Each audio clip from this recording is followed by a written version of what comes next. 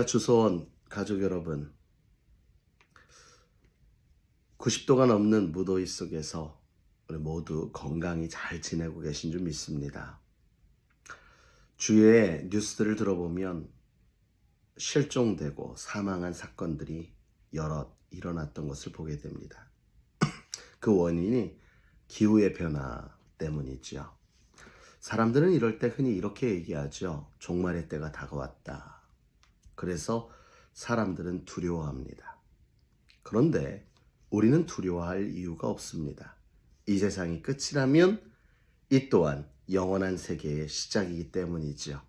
주님과 함께할 천국의 영원한 삶을 품고 소망으로 품고 살아가는 것이 바로 크리스천인 저와 여러분들의 삶이기 때문입니다. 그러나 오늘 아침에 눈을 떴을 때 새로운 날을 우리에게 허락하셨다면 이 날은 바로 우리를 통해 이루시고자 하는 하나님의 뜻이 담긴 복된 하루일 것입니다. 그때와 그 시는 아무도 알 수 없고 오직 하나님만이 아시듯 오늘도 우리에게 허락된, 지금 이 시간이 나에게 허락된 건 분명하잖아요. 오늘도 내게 허락된 오늘 하루를 힘차게 믿음 가운데 담대하게 감사함으로 살아가는 저와 여러분이 되기를 원합니다. 오늘 우리가 살펴본 말씀은 사도행전 10장 1절로 23절의 말씀입니다. 오늘 사도행전 10장에는 고넬료라는 한 사람을 소개하고 있습니다. 그런데 이 고넬료가 어디에 있는 사람인가? 1절에는 그 사람을 가이사라의 고넬료다라고 이야기합니다. 이는 이방인입니다. 주님을 알지 못하는, 그리고 하나님을 사실은 알기 어려운 환경 속에 있는 사람입니다. 그러나 오늘 보니까 그는 예배하는 자였고 하나님께 기도하는 자였고, 그래서 하나님의 사랑을 나누는 구제하고 봉사를 하는 일에 힘써서 오늘 본문 말씀에 보니까 4절 말씀에 기도와 구제가 하나님 앞에 상달되어 기억하신 바 되었음에 라고 하나님의 음성을 들을 수 있는, 천사의 음성을 들을 수 있는 복된 모습을 보이는 바로 그러한 신실한 신앙인의 모습을 보게 됩니다. 그런데 하나님은 이것에 머물지 않으셨습니다. 하나님은 그에게 베드로라는 사람을 소개시키고 그 베드로라는 사람을 통하여서 예수 그리스도의 복음을 듣기를 원했던 것입니다. 우리가 알고 있는 것처럼 구약시대의 구원의 방법은 제사였습니다. 우리가 죄를 지은 만큼 짐승을 잡아다가 그 짐승 위에 손 얹어 죄를 전가시킨 후에 그것을 제단에 올려 피를 뽑고 각을 떠서 하나님 앞에 번제를 드림으로 죄사함을 얻었다라는 자유함을 얻는 것이 구약의 구원의 방법이었습니다. 그러나 하나님은 친히 이 땅에 연약한 육신을 입고 이 땅에 오셔서 십자가에 달려 죽으심으로 우리를 위해 모든 만물에 대속하시는 바로 어린 양이 되어주셨습니다.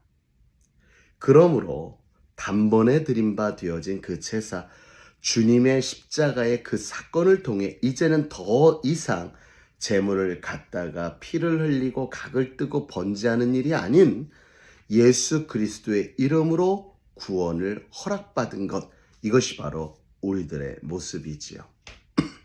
어떻게 보면 지금 고넬료라 하는 사람은 여전히 주님의 십자가의 사건 이후에도 주님의 십자가의 사건 이전의 구약의 제사법을 향하여 나아가고 있는지 모릅니다. 그러나 진정한 하나님의 구원의 방법은 다름 아닌 예수 그리스도의 이름입니다. 그래서 그의 기도가 상달되어 하나님은 그에게 베드로를 만날 수 있는 기회를 허락하여 주신 것이지요. 사랑하는 성도 여러분, 이 시간에도 구원의 방법을 온전히 알지 못한 채 그저 막연하게 하나님 앞에 나아가는 사람들이 있을 것입니다. 그러한 사람들이 누구냐 하면요, 그 안에 믿음을 허락받은 사람들이에요.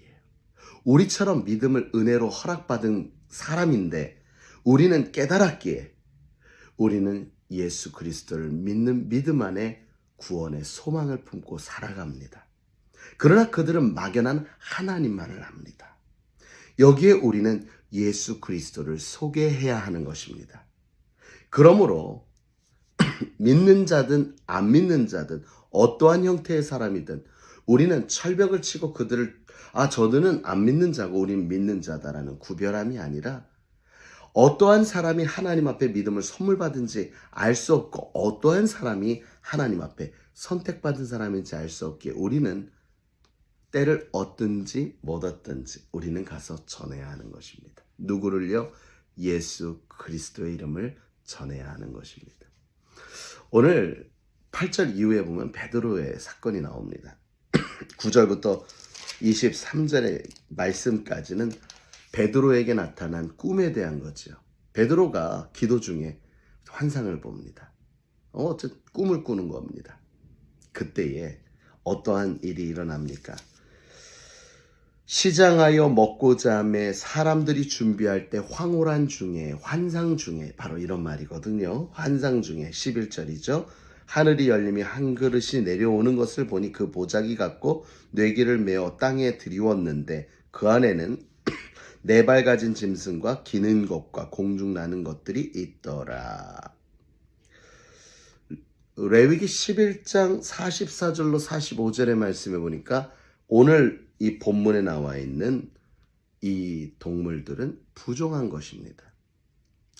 베드로는 유대인으로서 이 부정한 것을 취할 수가 없었습니다. 왜냐하면 그는 예수 그리스도를 믿고 그 은혜로 말미암아 구원함을 얻었지만 여전히 그의 마음, 그의 생각 속엔 옛 구습이 남아 있었기 때문입니다. 옛 율법이 남아 있었기 때문입니다. 세 번이나 동일한 꿈을 꾸게 하신 하나님은 이렇게 말씀하시지요. 15절에 두 번째 소리가 있어 이르되 하나님께서 깨끗하게 하신 것을 내가 속되다 하지 말라 하더라. 누굴 얘기하는 겁니까? 사실 우린 모두가 죄인입니다. 그러나 주님이 십자가에 달려 죽으심으로 말미암아 우리의 죄를 사하여 주셨습니다. 그 십자가의 보혈의 은혜로 말미암아 우리는 의롭다함을 얻었지요. 그래서 주님이 깨끗하다 하신 것을 왜 더럽다, 부정하다 하느냐라고 이야기하는 모습을 통해 장차 유대인은 이방인들을 버러지 취급했습니다. 개같이 여겼습니다. 그런데 그를 만났을 때에 하나님이 깨끗하다 하신 것을 네가 왜 부정타느냐라는 이 말씀을 통하여 베드로가 고넬료를 만나는 일이 당연한 것임을 미리 베드로에게 알려주시는 것이지요. 사랑하는 성도 여러분, 우리는 먼저 판단해서는 안 됩니다. 나 또한 죄인이고 우리도 여전히 죄인이었습니다. 그리고 지금도 여전히 죄인입니다. 그러나 우리가 살 수 있었던 것은 우리를 위해 십자가에 흘려주신 예수 그리스도의 보혈의 은혜요. 우리가 그 피를 예수 그리스도의 그 보혈을 의지할 때 의롭다함을 얻어 주님의 은혜 아래 천국의 소망을 품고 그곳으로 나아갈 수 있는 거죠. 구원받은 겁니다. 사랑하는 성도 여러분, 그러므로 우리도 하나님의 선물인 믿음을 받았으나 우리가 지킬 것은 주님이 우리를 위해 십자가에 달려 흘리신 그 보혈을 믿는 믿음, 그 은혜로 살았다는 그 믿음, 이것을 잃지 않고 아직도 그것을 알지 못하는, 깨닫지 못해서 그저 막연하게 하나님을 찾고 있는 많은 이들에게 진정한 하나님의 구원의 방법, 예수 그리스도의 이름을 전할 수 있는 저와 여러분이 되어지길 간절히 주님의 이름으로 축원합니다. 이를 위해 우리가 가져야 될 마음이 뭐라고요?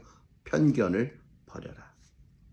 하나님이 어떠한 사람에게 우리를 보내실지 알 수 없기에 우리는 만나는 사람마다 하나님의 허락 안에 은혜 아래 만났음을 기억하고 그들에게 예수 그리스도를 믿는 자의 본을 먼저 보이고 그에게 주님의 이름을 전할 수 있는 그러한 전하는 복된 하루 삶 되어지시길 주님의 이름으로 축원합니다. 기억하십시오.